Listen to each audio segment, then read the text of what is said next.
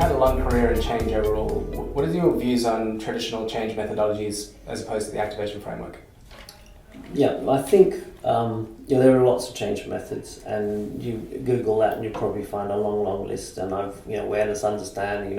I've worked with all sorts of change methods, and continue to innovate on them.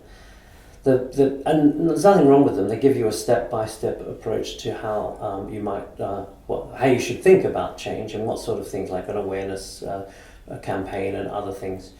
All of them tend to say go do awareness, but they don't say how to do awareness, or how do you build capability, or how do you activate.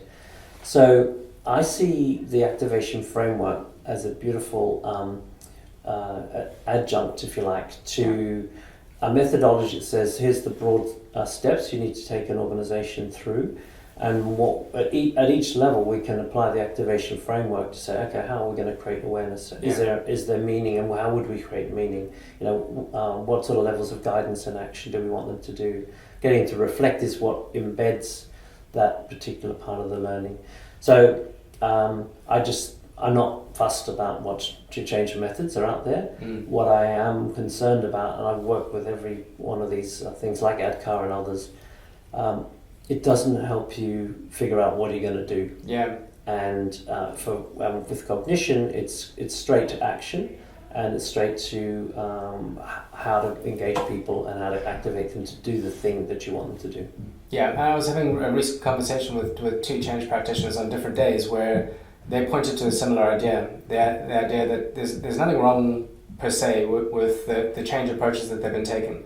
It's just that you get to a certain point where you have to figure out, well, how do I do this thing now? How do I create, or how do I achieve a level of reinforcement? How do I build ability?